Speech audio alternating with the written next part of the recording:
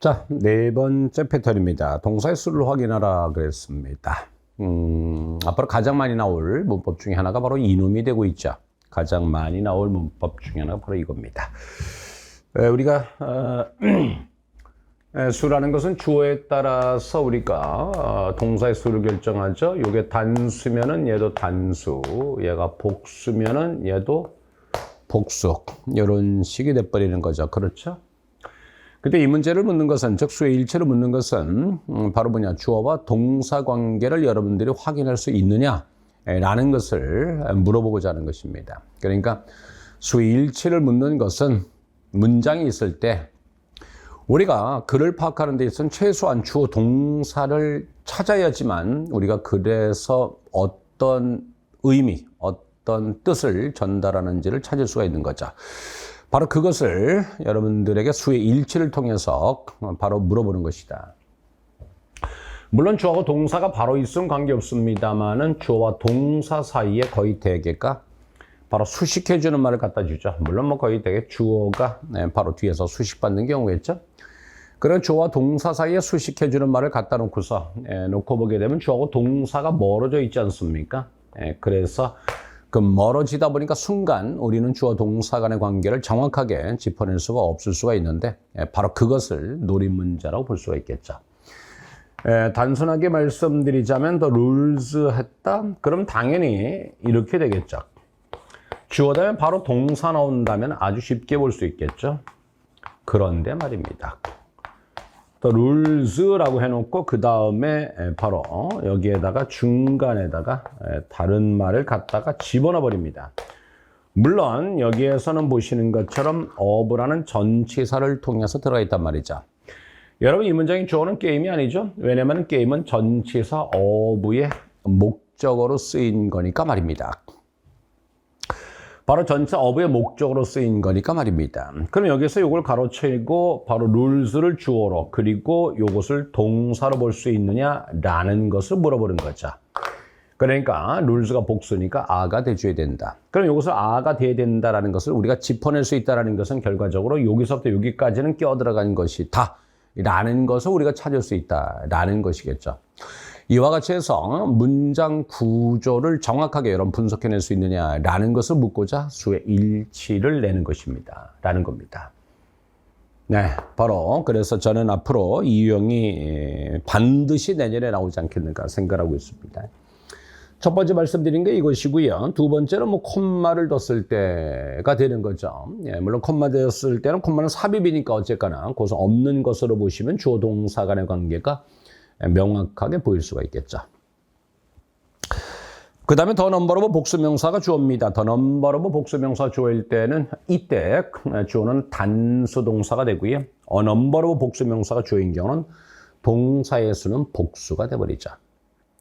그리고 동명사가 주어일 때는 단수가 되는 것이 되어버리죠. 그죠? 동명사가 주어, 물론 투부정사가 주어일 때도 단수가 되는 것입니다. 네, 그렇게 되겠습니다. 그럼 절이 주어인 경우도 당연히 단수가 될 것이다 라고 말씀드립니다. 그 다음에 all이나 some이나 most, have, 자 이런 것들이 있는데요. 그건 뭐냐면 여러분 all이라는 것, 전부란 얘기 아니겠습니까? 바로 전부라고 하는 것은 하나를 놓고 전부 다라고 얘기할 수 있겠고 여러 개를 놓고도 전부 다라고도 할 수 있습니다. 그러니까 all만 놓고서는 바로 그것이 단수인지 복수인지를 알 수가 없습니다. 그래서 이것을 함께 쓰인 말이 단수면은 all은 단수 개념으로 썼구나. 함께 쓰인 말이 복수면은 복수 개념으로 썼구나. 이런 식으로 여러분들 나올 수가 있는 겁니다. 그러니까 자체로는 알 수가 없다 보니까 함께 쓰인 말이 뭐냐 이것을 통해서 수를 결정하라 라는 것이 돼버립니다.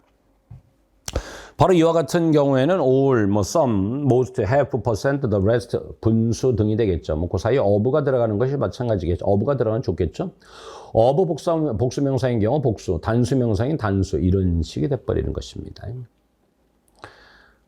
그 다음 A와 B, either A와 B, not only but also B, neither A nor B는 B에다가 동사의 수를 맞춥니다. as의 경우는 앞에 있는 것에 맞춰버립니다. A에다 맞춰버립니다. 그리고 유도부사 되어. 유도부사 되어라는 것은 되어 다음에 동사 그리고 뒤에서 주어가 나오는 거죠. 그렇죠? 뒤에서 주어가 나오는 거죠.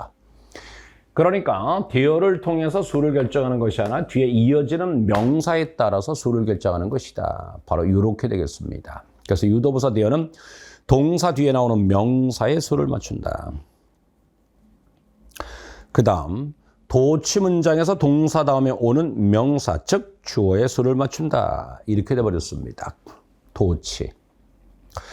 뭐 도치라는 거 우리가 여러 가지로 생각해 볼 수 있겠습니다만은 도치 얘기 잠깐만 말씀드리면은 우선은 가장 흔한 도치는 이거죠.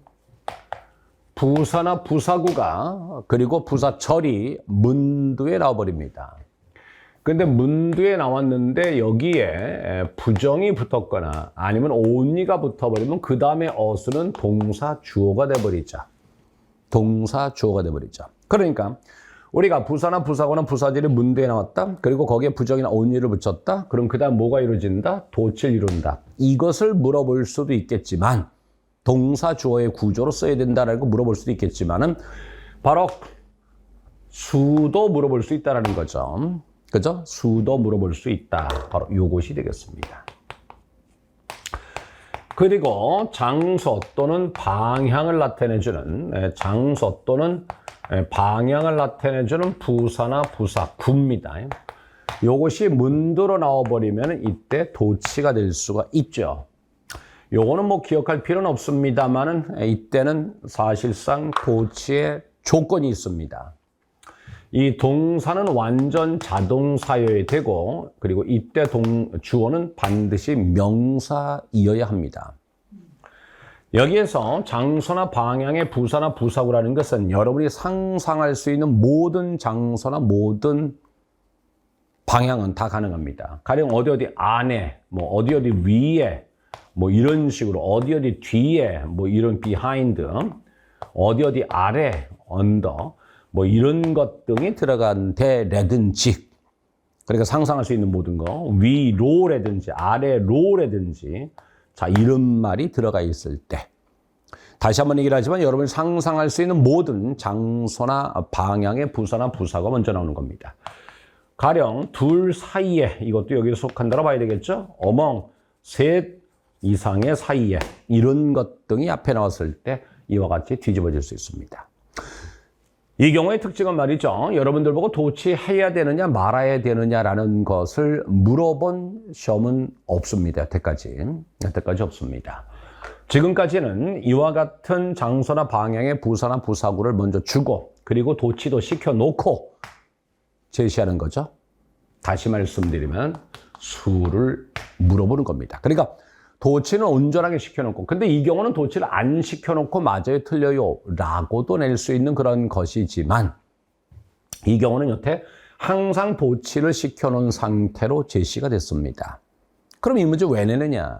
바로 수를 묻고자 합니다. 바로 그겁니다. 그래서 우리 시험에서 도치와 관련해서 수를 물어보는 가장 대표적인 두 가지 도치가 되겠습니다. 라는 겁니다. 바로 요거를 여러분들이 바로 거기에서 기억해 주기를 바라겠습니다. 그래서 도치 문장에서 동사 다음에 오는 명사, 즉 주어의 수를 맞춘다라는 겁니다. 그 다음 주격 관계대명사 오는 동사의 수, 선행사에 맞춥니다. 다시 얘기해서 무슨 얘기냐면은 자 우리가 여러분 어떻습니까? 주격 관계대명사가 있습니다. 주격 관계대명사는 다음에 주어 없이 동사가 바로 이렇게 나오는 거죠. 그럼 이 동사도 어쨌거나 수를 나타내야 될 경우가 있을 거라는 겁니다. 현재의 경우는 말입니다. 근데 이때 요 수는 바로 뭐냐? 앞에 있는 명사, 즉 선행사에다가 수를 맞춘다는 겁니다. 이렇게 말입니다. 그리고 요 문제는 조금 더 발전해가지고 이렇게 제시할 때가 있습니다. 이렇게 말입니다.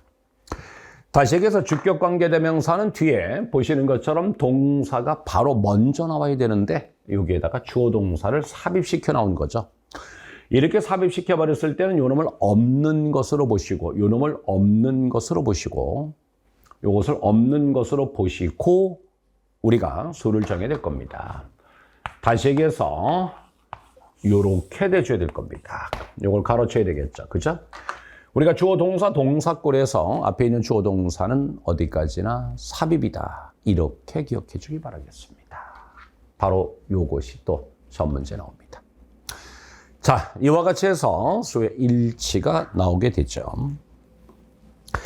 예제서 놓고 보시면 예제 3번에 보시면 말입니다. 예, 그 문장은 among으로부터 시작하고 있죠.